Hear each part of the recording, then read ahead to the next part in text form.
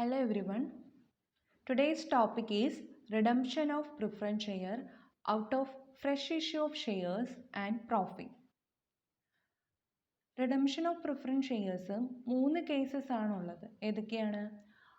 Out of fresh issue of shares, second one out of profit and combination of both. ഇന്നത്തെ ക്ലാസ്സിൽ നമ്മൾ discuss ചെയ്യാൻ പോകുന്നത് redemption of preference share in both cases, അതായത് combination of fresh issue of shares and out of profit ആണ്. ഈ method എന്ന് പറയുന്നത് most practical method of redemption ആണ്.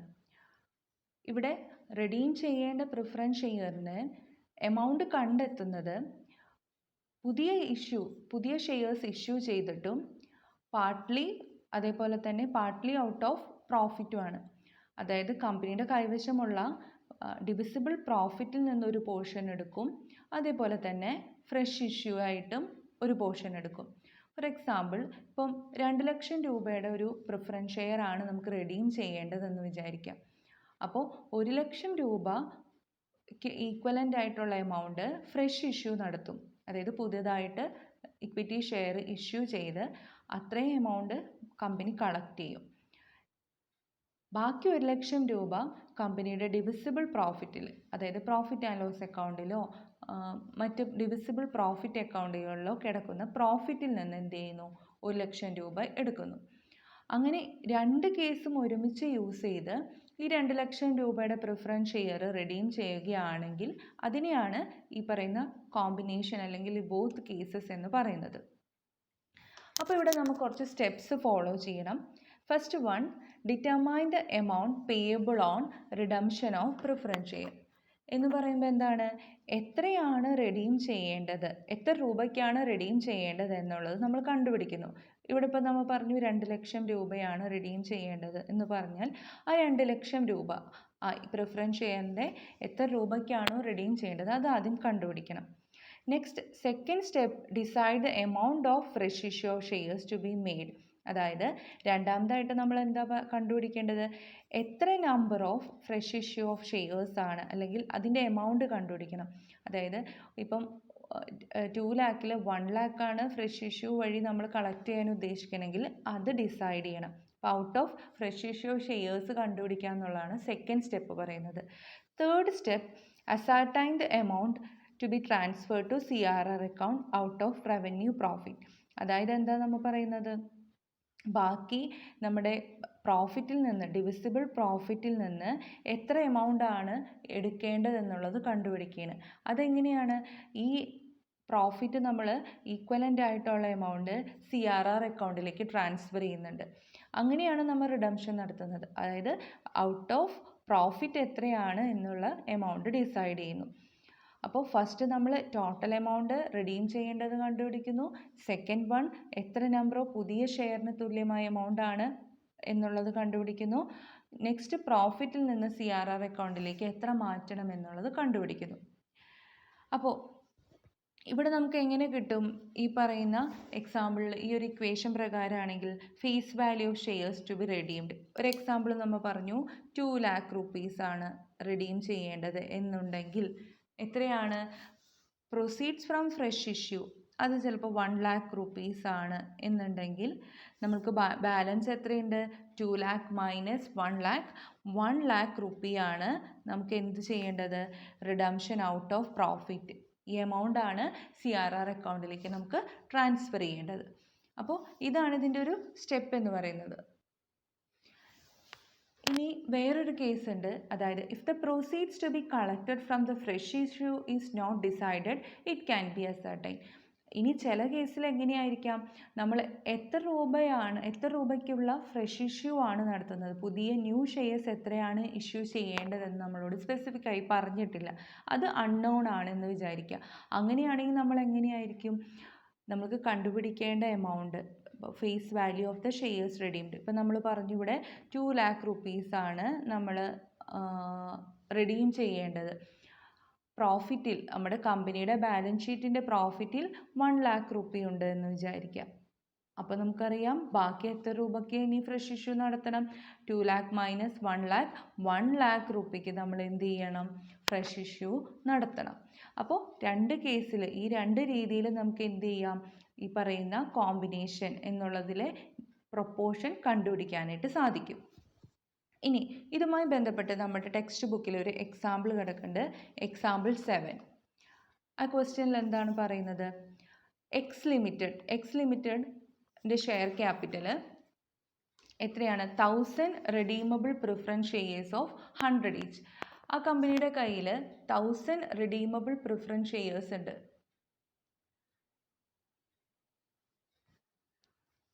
കമ്പനിയുടെ ബാലൻസ് ഷീറ്റിൽ റിസർവ് ഫണ്ട് എമൗണ്ട് എന്ന് പറയുന്നത് 75,000 ആണ്. അപ്പോൾ പ്രോഫിറ്റിൽ എത്രയുണ്ട്? റിസർവ് ഫണ്ടിൽ എത്രയുണ്ട്? 75,000 rupees ഉണ്ട്.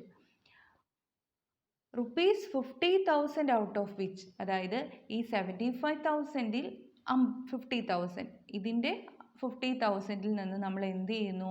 അത് യൂട്ടിലൈസ്ഡ് ഫോർ റിഡംഷൻ. അപ്പോൾ നമ്മൾ നോക്കി എത്രയാണ് നമ്മളുടെ ടോട്ടൽ റിഡംഷൻ ആയിട്ട് ചെയ്യേണ്ടത്? 1000 into 100. 1000 into 100 എന്ന് പറയുമ്പം എത്ര എമൗണ്ട് ആണ്? 1 lakh എമൗണ്ട് നമുക്ക് റെഡീം ചെയ്യേണ്ടതായിട്ടുണ്ട്. ഈ 1 lakhന് ഈക്വലൻ്റ് അതിൽ 50,000 rupees നമ്മൾ എവിടെ നിന്ന് എടുക്കുന്നു? ഔട്ട് ഓഫ് പ്രോഫിറ്റ് നമ്മൾ എന്ത് ചെയ്യുന്നു? യൂട്ടിലൈസ് ചെയ്യുന്നു. അപ്പം നമുക്കറിയാം 1 lakhൽ 50,000 പോയാൽ ബാക്കി എത്രയാണുള്ളത്? 50,000 ആണ്. ബാലൻസ് ഫ്രഷ് ഇഷ്യൂ വഴി റെഡീം ചെയ്യണം. അങ്ങനെയാണ് ക്വസ്റ്റ്യനിൽ പറഞ്ഞിരിക്കുന്നത്. എങ്ങനെ? ഒരു ഷെയറിൻ്റെ വില, ഇക്വിറ്റി ഷെയർസ് അറ്റ് ₹20 ഈച്ച്. പുതിയതായിട്ട് ഫ്രഷ് ഇഷ്യൂ നടത്തണം ഇക്വിറ്റി ഷെയർസ്. ഒരു ഷെയറിൻ്റെ വില 50 rupees. അങ്ങനെയാണ് നമ്മൾ ക്വസ്റ്റ്യനിൽ പറഞ്ഞിരിക്കുന്നത്. അപ്പോൾ നമ്മൾ എങ്ങനെ കണ്ടുപിടിക്കും? നമുക്ക് ആദ്യം തന്നെ എന്ത് ചെയ്യണം? റിസർവ് ഫണ്ടിൽ നിന്ന് ക്യാപിറ്റൽ റിഡംഷൻ റിസർവിലേക്ക് ട്രാൻസ്ഫർ ചെയ്യണം. അപ്പോൾ ആദ്യം തന്നെ നമ്മൾ പറഞ്ഞ കാൽക്കുലേഷൻസ് ഒന്ന് നോക്കാം. എന്താ പറയുന്നത്? Value of two be redeemed എത്രയാണ്? 1000 into 100, 1 lakh രൂപയുടെ പ്രിഫറൻസ് ഷെയർ റിഡീം ചെയ്യണം. അതിന് വേണ്ടിയിട്ട് നമ്മുടെ കൈവശമുള്ള റിസർവ് ഫണ്ട് പ്രോഫിറ്റിൽ എത്രയുണ്ട്? 50,000 ഉണ്ട്. Therefore 1 lakh minus 50,000, ബാലൻസ് എത്രയാണ്? ഫ്രഷ് ഇഷ്യൂ വഴി കണ്ടുപിടിക്കേണ്ട എമൗണ്ട് 50,000 ആണ്. ഒരു ഷെയറിൻ്റെ വില 20 റുപ്പിയാണ്. അപ്പം value per share ₹20 each. Therefore the number of share to be issued, എത്ര നമ്പർ ഓഫ് ഷെയർ ഇഷ്യൂ ചെയ്യണം? 50,000 rupees divided by 20 അല്ലേ? 20 എന്ന് പറയുമ്പം എത്ര നമ്പർ ഓഫ് ഷെയർ ആണ്? 2,500 ഷെയർസ് ആണ് നമുക്ക് ഇഷ്യൂ ചെയ്യേണ്ടത്. ഇനി നമുക്ക് എന്താണ് ഇതിൻ്റെ ജേണൽ എൻട്രീസ് നോക്കണം അല്ലേ? ജേണൽ എൻട്രീസ് എന്തൊക്കെയാണ്? ആദ്യം നമ്മൾക്ക് ഈ പറയുന്ന 50,000 റിസർവ് ഫണ്ടിലുണ്ട്. ഈ റിസർവ് ഫണ്ടിൽ നിന്നുള്ള എമൗണ്ട് നമ്മൾ എങ്ങോട്ട് മാറ്റണം? CRR അക്കൗണ്ടിലേക്ക് മാറ്റണം. ക്യാപിറ്റൽ റിഡംഷൻ റിസർവ് അക്കൗണ്ടിലേക്ക് മാറ്റണം. Capital redemption reserve account use ചെയ്താണ് നമ്മൾ എന്ത് ചെയ്യുന്നത്? ഈ പറയുന്ന പ്രിഫറൻസ് ഷെയർ റിഡീം ചെയ്യുന്നത്. അപ്പോൾ partly by profit and partly by fresh issue ആണ്. അപ്പോൾ ഒരു പാർട്ട് റിസർവ് ഫണ്ടിൽ നിന്ന് CRR അക്കൗണ്ടിലേക്ക് മാറ്റുന്ന ജേണൽ എൻട്രി ആണ്. അപ്പോൾ എങ്ങനെയാണ് വരുന്നത്? Reserve fund account debit to capital redemption reserve account എന്ന് വരും അല്ലേ? എത്ര രൂപയാണ്? 50,000 rupees ആണ് അല്ലേ? നെക്സ്റ്റ് എന്താണ്? നമ്മൾ ഇക്വിറ്റി ഷെയർസ് ഇഷ്യൂ ചെയ്യുന്ന ജേണൽ എൻട്രി. എത്ര രൂപയ്ക്കാണ് ഇവിടെ ഇക്വിറ്റി ഷെയർ ക്യാപിറ്റൽ ഇഷ്യൂ ചെയ്യേണ്ടത്? 50,000 ആണ്. അപ്പോൾ നമ്മൾ എങ്ങനെയാണ് ജേണൽ എൻട്രി വരുന്നത്? Bank account debtor to equity share capital അല്ലേ? കമ്പനിയിലേക്ക് ക്യാഷ് വരുന്നു, ഷെയർ ക്യാപിറ്റൽ ക്രിയേറ്റ് ചെയ്യപ്പെടുന്നു. അപ്പോൾ എന്താണ്? Bank account debtor to equity share capital. എത്ര രൂപയാണ്? 50,000 ആണ്. പകുതി നമ്മൾ റിസർവിൽ നിന്ന് മാറ്റി, ബാക്കി പകുതി നമ്മൾ എന്ത് ചെയ്യുന്നു? ഫ്രഷ് ഇഷ്യൂ നടത്തുന്നു. അപ്പം issue of 2,500 shares at ₹20 each fully paid for the redemption. അത് നമ്മൾ ചെയ്തു. ഇനി അടുത്ത ജേണൽ എൻട്രി എന്താണ്? അടുത്ത ജേണൽ എൻട്രി എന്താണ്? നമ്മൾ പ്രിഫറൻസ് ഷെയർസിനെ റിഡീം ചെയ്യണം. ഈ 1 lakh രൂപയ്ക്ക് റിഡീം ചെയ്യണം. റിഡംഷൻ ഡ്യൂ ആകണം. റിഡംഷൻ ഡ്യൂ ആകുമ്പം സാധാരണഗതിയിൽ എന്താണ് നമ്മൾ ചെയ്യാറ്? ആ ക്യാപിറ്റൽ ഇല്ലാതാകുന്നു അല്ലേ? അങ്ങനെ ഒരു ക്യാപിറ്റൽ അക്കൗണ്ട് ഇല്ലാതാകുന്നു. അപ്പോൾ ഡ്യൂ ആകുമ്പോൾ എന്താണ്? redeemable preference share capital account debtor to preference share ഹോൾഡേഴ്സ്. ആർക്കാണ് അത് ഡ്യൂ ആയി കിട്ടുന്നത്? നമ്മുടെ പ്രിഫറൻസ് ഷെയർ ഹോൾഡേഴ്സിനാണ്. അപ്പോൾ redeemable preference share capital account debtor to preference share holders account അല്ലേ? എമൗണ്ട് എത്രയാണ്? 1 lakh ആണ്.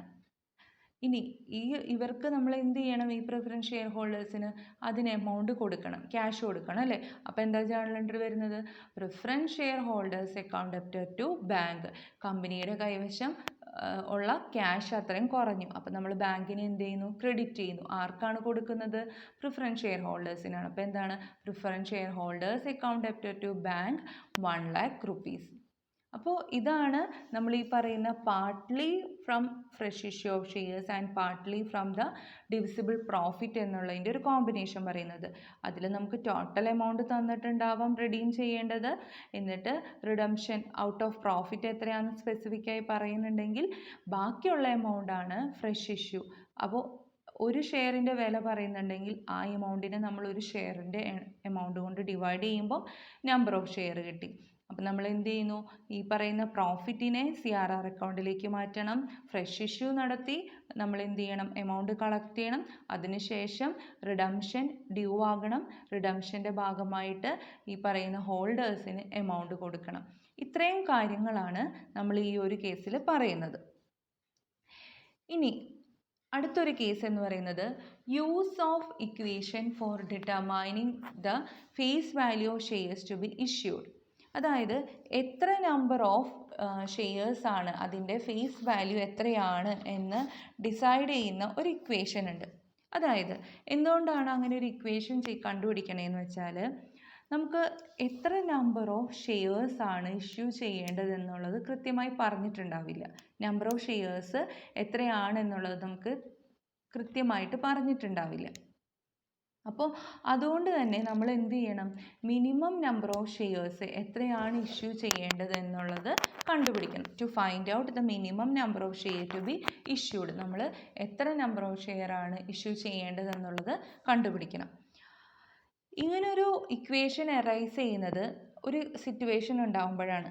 ആ സിറ്റുവേഷൻ, ആ പ്രോബ്ലം എന്താണെന്ന് വെച്ചാൽ new shares are issued at premium and redemption of preference share at premium. അതായത് പുതിയ ഷെയർ ഇഷ്യൂ ചെയ്യേണ്ടത് പ്രീമിയത്തിലാണ്. അതായത് റിഡംഷൻ ചെയ്യാനായിട്ട് ഫ്രഷ് ഇഷ്യൂ നടത്തുമ്പോൾ നമുക്ക് എമൗണ്ട് കണ്ടെത്തുമ്പോൾ നമ്മൾ ഷെയർസ് ഇഷ്യൂ ചെയ്യുന്നത് പ്രീമിയത്തിലാണെന്ന് ക്വസ്റ്റ്യനിൽ പറഞ്ഞിട്ടുണ്ടാവും.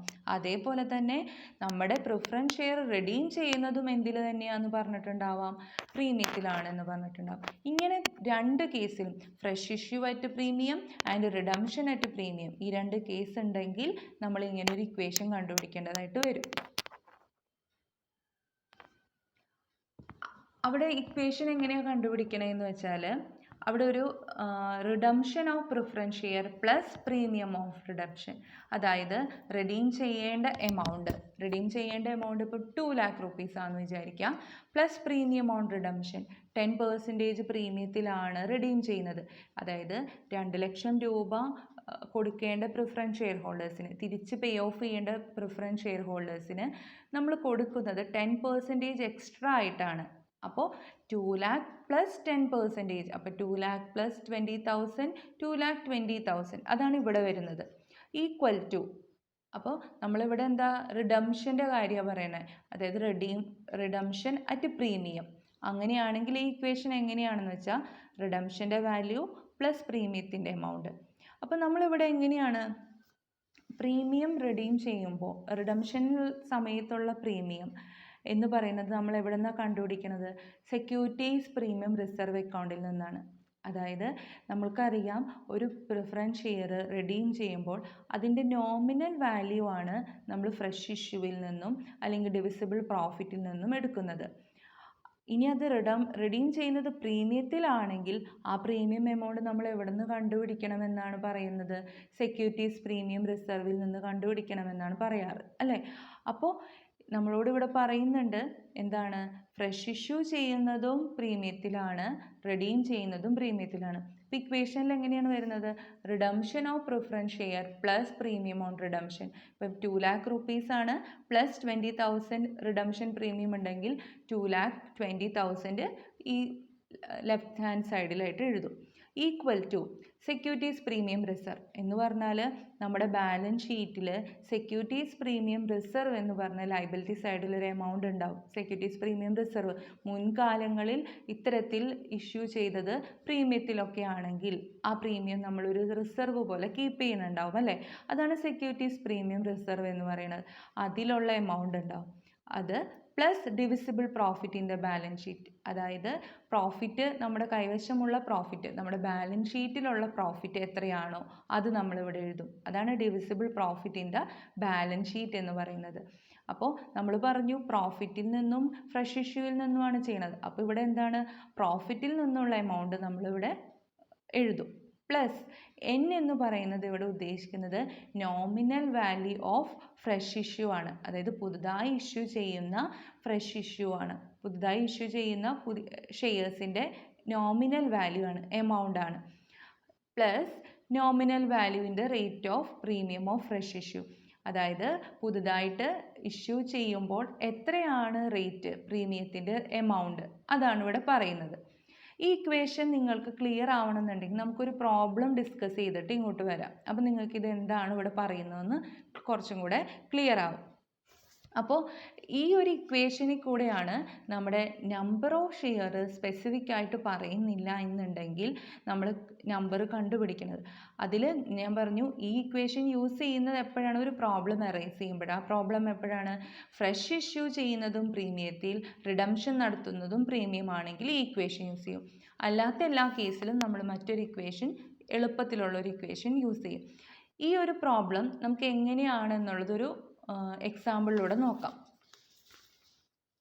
അതായത് നമ്മുടെ ടെക്സ്റ്റ് ബുക്കിൽ എക്സാമ്പിൾ 8 അതിൽ ഉള്ളൊരു ചോദ്യം നമുക്ക് നോക്കാം. അതായത് redeemable preference share capital, redeemable preference share capital ₹4 lakh, അതായത് 4 ലക്ഷം രൂപയ്ക്കുള്ള പ്രിഫറൻസ് ഷെയർ ക്യാപിറ്റലാണ് റെഡീം ചെയ്യേണ്ടത്. Premium on redemption 10%. റിഡീം ചെയ്യുന്നത് എന്തിലാണ്, പ്രീമിയത്തിലാണ്, 10%ലാണ്. 10%ൽ പ്രീമിയം എന്ന് പറയുമ്പം 4 lakhൻ്റെ 10% എത്ര വരും, 4 lakh ഇൻറ്റു 10/100 എന്ന് പറയുമ്പോൾ എത്ര രൂപ വരും, 40,000 rupees ആണ് എന്ത് വരുന്നത്, നമ്മളുടെ പ്രീമിയം ഓൺ റിഡംഷൻ എന്ന് പറയുന്നത് അല്ലേ, പ്രീമിയം ഓൺ റിഡംഷൻ എന്ന് പറയുന്നത്. അപ്പോൾ 4 lakh rupee റെഡീം ചെയ്യണം, പ്ലസ് 10% പ്രീമിയം. അപ്പോൾ 4 lakh പ്ലസ് 40,000, 4 lakh 40 എമൗണ്ട് നമ്മൾ ആർക്ക് കൊടുക്കണം, പ്രിഫറൻസ് ഷെയർ ഹോൾഡേഴ്സിന് കൊടുക്കണം അല്ലേ. ഇനി ഇവിടെ എന്താ പറയുന്നത്, ഡിവിസിബിൾ പ്രോഫിറ്റ്. നമ്മളിവിടെ പ്രോഫിറ്റിൽ നിന്നും കുറച്ച് എമൗണ്ട് എടുക്കും, അതേപോലെ തന്നെ നമ്മുടെ ഫ്രഷ് ഇഷ്യൂ നടത്തി കുറച്ച് എമൗണ്ട് എടുക്കും. അപ്പം ഡിവിസിബിൾ പ്രോഫിറ്റ് ഇവിടെ എത്രയാണ് ഉള്ളത്, 1,20,000 rupees ആണ് ഉള്ളത്. അതേപോലെ തന്നെ ജനറൽ റിസർവ് 80,000 ആണ്. അപ്പോൾ ഈ 1,20,000 പ്ലസ് 80,000 ടോട്ടൽ എത്രയുണ്ട്, 2 lakh rupees നമുക്ക് പ്രോഫിറ്റിൻ്റെ ഭാഗമായിട്ട്, അതായത് ഡിവിസിബിൾ പ്രോഫിറ്റ് ആയിട്ടുണ്ട്. കമ്പനിയുടെ കൈവശമുള്ള ലാഭത്തിൽ നിന്ന് നമുക്ക് റെഡീം ചെയ്യാം. അപ്പം നമുക്ക് മൊത്തം റെഡീം ചെയ്യേണ്ടത് എത്രയാണ്, 4 lakh പ്ലസ് 40, 4 lakh 40,000 ആണ്. അതിൽ 2 lakh, 1,20,000 പ്ലസ് 80,000, 2 lakh rupee നമുക്ക് എവിടെ നിന്ന് കിട്ടി, ബാലൻസ് ഷീറ്റിലെ ഡിവിസിബിൾ പ്രോഫിറ്റിൽ നിന്ന് നമുക്ക് കിട്ടി അല്ലേ. ഇനി കൂടാതെ നമുക്കറിയാം പ്രീമിയം ഓൺ റിഡംഷൻ ആണെന്നുണ്ടെങ്കിൽ അതിനു വേണ്ടി കണ്ടെത്തേണ്ട എമൗണ്ട് നമുക്ക് സെക്യൂരിറ്റീസ് പ്രീമിയം റിസർവിൽ നിന്ന് എടുക്കാം എന്ന് പറയുന്നുണ്ട്. ഇവിടെ സെക്യൂരിറ്റീസ് പ്രീമിയം എത്രയേ ഉള്ളൂ, 30,000 ഉള്ളൂ. അപ്പോൾ നമുക്ക് സെക്യൂരിറ്റീസ് പ്രീമിയം 30,000 ഇവിടെ യൂസ് ചെയ്യാം. ഇനി എന്താ പറയുന്നത്, fresh issue made at A premium of 5%. പുതിയ ഷെയർ കണ്ടുപിടിക്കണം, പുതിയ ഷെയർ ഇഷ്യൂ ചെയ്യണം. കാര്യം ഇവിടെ 4,40,000 രൂപ നമുക്ക് റെഡീം ചെയ്യണമെങ്കിൽ ഇവിടെ മൊത്തം എത്ര രൂപയുള്ളൂ, 2,30,000 ഉള്ളൂ അല്ലേ. 2 lakh എന്ന് പറയുന്നത് 1,20,000 പ്ലസ് 80, 2 lakh പ്രോഫിറ്റും 30,000 നമ്മളുടെ സെക്യൂരിറ്റീസ് പ്രീമിയം റിസർവും ഉള്ളൂ. അപ്പോൾ നമുക്ക് ബാക്കി എത്ര കണ്ടുപിടിക്കണം, ഈ പറയുന്ന 4,40,000 നിന്ന് 2,30,000 കുറയ്ക്കുമ്പം 2,10,000 ഇനി നമുക്ക് കിട്ടണം. ആ 2,10,000 എങ്ങനെ ഇഷ്യൂ ചെയ്യുന്നത്, പുതിയ ഷെയർസ് ഇഷ്യൂ ചെയ്തിട്ടാണ്, പുതിയ നമ്പർ ഓഫ് ഷെയർ ഇഷ്യൂ ചെയ്തിട്ടാണ്. ആ ഷെയർ ഇഷ്യൂ ചെയ്യുന്നത് എന്തിലാണെന്നാണ് പറയുന്നത്, 5% പ്രീമിയം ആണെന്നാണ് പറഞ്ഞത്. അപ്പം നേരത്തെ കണ്ടീഷൻ സാറ്റിസ്ഫൈഡ് ആയി. എങ്ങനെയാണ്, റിഡംഷൻ അറ്റ് പ്രീമിയവുമാണ് issue of fresh issue at പ്രീമിയവുമാണ്. അപ്പോൾ അങ്ങനെ വരുമ്പോൾ നമ്മൾ ഈ ഇക്വേഷൻ ഫോളോ ചെയ്യണം എന്ന് പറഞ്ഞു. ഇക്വേഷൻ എന്താ പറഞ്ഞത്? Preference share redeemed plus premium on redemption equal to securities premium in the balance sheet securities premium reserve in the balance sheet plus divisible profit in the balance sheet plus nominal value of the redemption plus nominal value into rate of the premium of the fresh issue. ഇതിൽ എന്തൊക്കെയാണ് പറയണേ നോക്കാം നമുക്ക്. നമ്മൾ പറഞ്ഞു preference share redeem ചെയ്യേണ്ട preference share എത്രയാണ്? 4 lakh റുപ്പിയാണ് അല്ലേ? പ്രീമിയം ഓൺ റിഡംഷൻ എത്രയാണ്? 10% ആണ്. 4 lakh ഇൻറ്റു 10/100 40,000 ആണ്. അപ്പോൾ 4 lakh പ്ലസ് 40,000 എത്രയുണ്ട്? 4 lakh 40,000 ആണ്. അത് ലെഫ്റ്റ് ഹാൻഡ് സൈഡിൽ അങ്ങനെ വരും. ഇപ്പുറത്ത് എന്തൊക്കെയാണ്? സെക്യൂരിറ്റീസ് പ്രീമിയം റിസർവ് എടുക്കണം. നമ്മളിവിടെ പ്രീമിയത്തിലാണ് റെഡീം ചെയ്യുന്നത് കൊണ്ട് തന്നെ നമ്മൾ റിസർവിൽ നിന്ന് ആ എമൗണ്ട് എടുക്കണം. സെക്യൂരിറ്റീസ് പ്രീമിയം റിസർവ് എടുക്കണം. എത്രയാണ് ഇവിടെ? 30,000. അപ്പോൾ securities premium reserve 30,000 plus divisible profit in the balance sheet. നമുക്ക് പ്രോഫിറ്റ് ആയിട്ട് എത്ര എടുക്കാം ഇവിടെ? 1,20,000 പ്ലസ് 80,000. അപ്പോൾ 1,20,000-ഉം 80,000-ഉം ഡിവിസിബിൾ പ്രോഫിറ്റ് ആണ്. കാര്യം ഡിവിസിബിൾ പ്രോഫിറ്റും ജനറൽ റിസർവ് പ്രോഫിറ്റിൻ്റെ ഭാഗമാണ് ഇത് രണ്ടും അല്ലേ? രണ്ടും നമുക്ക് യൂസ് ചെയ്ത് റിഡീം ചെയ്യാം. അപ്പം 1,20,000 പ്ലസ് 80,000. അപ്പം മൊത്തം എത്ര വരും? 2 lakh rupees വരും. പ്ലസ് എത്രയാണ് നമ്മുടെ നോമിനൽ വാല്യൂ? എത്ര ആണ് നമ്മൾ ഇഷ്യൂ ചെയ്യേണ്ട പുതിയ ഷെയറിൻ്റെ വാല്യൂ എന്നുള്ളത് നമുക്കറിയില്ല അല്ലേ? അപ്പം n പ്ലസ് എന്താണ്? n into rate of premium of fresh issue. എത്രയാണ് ഫ്രഷ് ഇഷ്യൂ ചെയ്യുമ്പോഴുള്ള പ്രീമിയത്തിൻ്റെ റേറ്റ്? 5% ആണ്. അപ്പോൾ 5%-നെ നമുക്ക് എങ്ങനെ എഴുതാം? 0.05 എന്ന് എഴുതിക്കൂടെ അല്ലേ? 5/100 എന്ന് പറയുമ്പം നമുക്ക് രണ്ട് സ്ഥാനത്തേക്ക് പോയിന്റ് ഇടുമ്പോൾ എത്ര വരും? 0.05 എന്ന് വരും. അപ്പോൾ നമ്മൾ എന്താണ്? n into rate of the premium of fresh issue. n എത്രയാണെന്ന് നമുക്കറിയില്ല. n ഇൻറ്റു 0.05 അത് നമുക്ക് കിട്ടി അല്ലേ?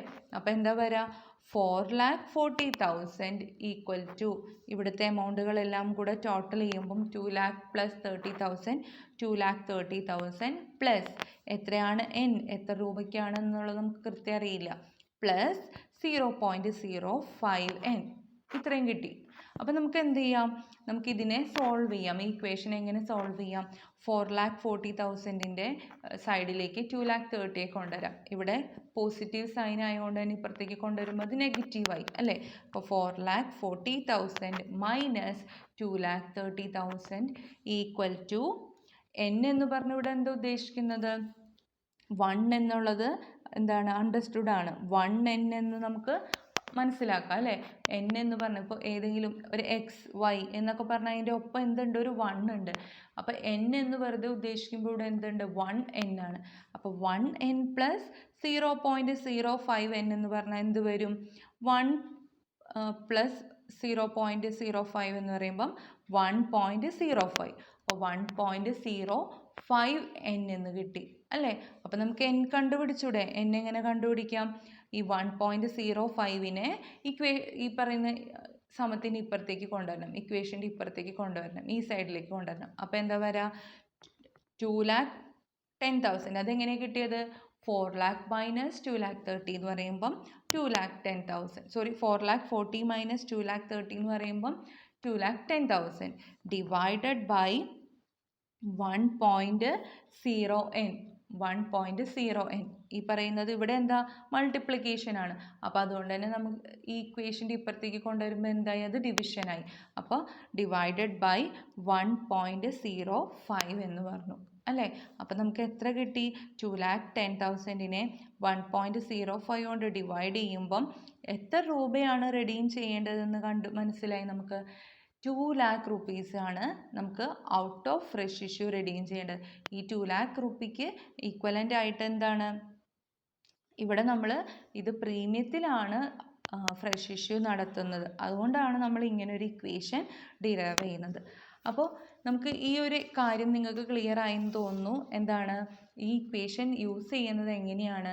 റിഡംഷൻ ചെയ്യുന്നത് പ്രീമിയത്തിലാണ്, അതുപോലെ തന്നെ ഫ്രഷ് ഇഷ്യൂ നടത്തുന്നതും പ്രീമിയത്തിലാണെങ്കിൽ നമ്മുടെ ഈ നോമിനൽ വാല്യൂ എത്ര രൂപയ്ക്കാണ് നമ്മൾ റിഡീം ചെയ്യേണ്ടത് എന്നുള്ളത് കണ്ടുപിടിക്കാൻ ഒരു ഇക്വേഷനാണ്. എങ്ങനെയാണ്? Redemption of preference share plus premium on redemption ഒരു സൈഡിൽ എഴുതാം, equal to securities premium reserve plus divisible profit in the balance sheet plus nominal value into rate of the premium of the fresh issue. ഈ ഇക്വേഷനിൽ നിന്ന് നമുക്ക് എന്ത് കണ്ടുപിടിക്കാം?